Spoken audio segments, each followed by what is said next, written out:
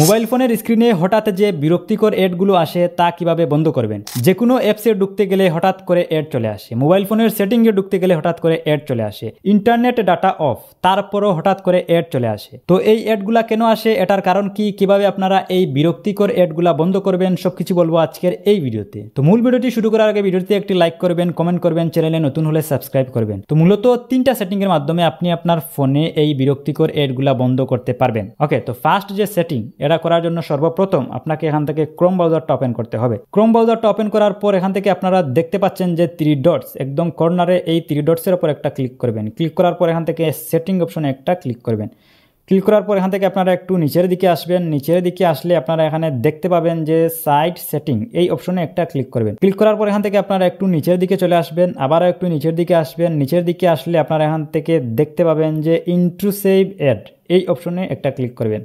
ওকে, তো এই অপশনে আসার পর এখান থেকে any site that you visit can show any ad to you, তার মানে হচ্ছে আপনি যখন কোনো সাইডে ঢুকেন, কোনো সাইডে ঢুকার পর আপনার সামনে যখন কোনো অ্যাড আসে, আপনি যখন ওই অ্যাডে ক্লিক করেন তারপর থেকেই আপনার ফোনে অ্যাড চলে আসে। ওকে, তো এইটা আপনি এখান থেকে বন্ধ করতে পারবেন। এই অপশনটা আপনি এখান থেকে অফ করে দিলেই এটা বন্ধ হয়ে যাবে। Ads are blocked on site known to show intrusive or misleading ads, তার মানে হচ্ছে এখন থেকে আপনার ফোনে কোনো বিরক্তিকর অ্যাড শো করবে না, যেমন পপ আপ, স্ক্যামিং, লিঙ্ক, এগুলো আপনার ফোনে এখন শো করবে না। ওকে, তো এখান থেকে আপনারা ব্যাকে চলে আসবেন। ব্যাকে চলে আসার পর এখান থেকে ওপরে দেখতে পাচ্ছেন যে পপ আপস অ্যান্ড রিডাইরেক্টস, এই অপশনে একটা ক্লিক করবেন। ক্লিক করার পর এটাকে আপনারা এখান থেকে বন্ধ করে দিবেন।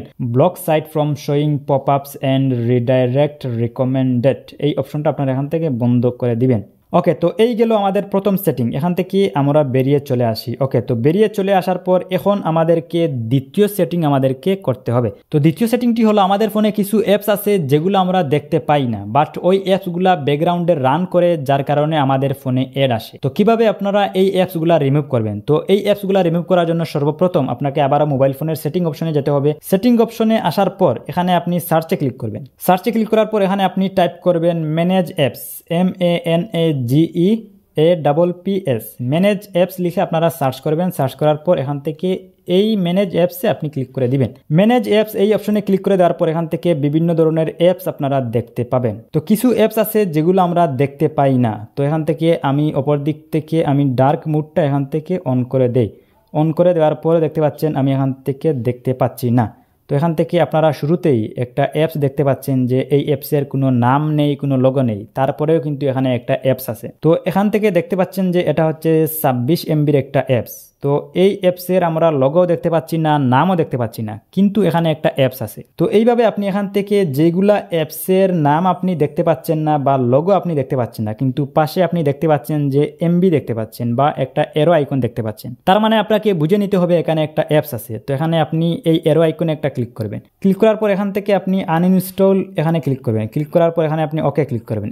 ওকে ক্লিক করার পর এই অ্যাপসটা এখান থেকে আনইনস্টল হয়ে যাবে। ওকে, তো এখান থেকে আপনারা আরো নিচের দিকে আসবেন। নিচের দিকে আসার পর আপনারা এখান থেকে খুঁজে বার করবেন যে এমন কোনো অ্যাপস আছে কি না যেটার নাম দেখতে পাচ্ছেন না, যেটার লোগো দেখতে পাচ্ছেন না, কিন্তু পাশে আপনি ওই অ্যাপসের MB দেখতে পাচ্ছেন এবং এরো আইকন দেখতে পাচ্ছেন। তো এরকম যদি কোনো অ্যাপস এখানে থেকে থাকে, আপনারা এই অ্যাপসগুলো খুঁজে বের করে এগুলাকে আপনারা জাস্ট আনইনস্টল করে দিবেন। ওকে, তো এই গেল আমাদের 2 নম্বর সেটিং, ঠিক আছে। ওকে, তো এখন 3 নম্বর সেটিংটি করার জন্য এখান থেকে আপনি আবারও মোবাইল ফোনের সেটিং অপশনে চলে আসবেন। সেটিং অপশনে আসার পর এখান থেকে আমি এটাকে ডার্ক মোডটাকে আমি এখান থেকে সরিয়ে দিই। ওকে, তো সেটিং অপশনে আসার পর এখান থেকে আপনি সার্চে ক্লিক করবেন। সার্চে ক্লিক করার পর এখানে আপনি টাইপ করবেন private DNS, PRIVATE, private DNS লিখে আপনি সার্চ করার পর এখানে আপনি একটা ক্লিক করবেন প্রাইভেট DNS, এই লোগোটা দেখে আপনি এটার উপর একটা ক্লিক করবেন। ক্লিক করার পর এখান থেকে প্রাইভেট DNS এই অপশনে আপনি এখান থেকে ক্লিক করবেন। ক্লিক করার পর এখান থেকে আপনার এটা অটো সিলেক্ট করা থাকতে পারে, অফ সিলেক্ট করা থাকতে পারে। তো এখান থেকে আপনারা জাস্ট নিচের অপশনটা আপনারা এখান থেকে সিলেক্ট করে দিবেন,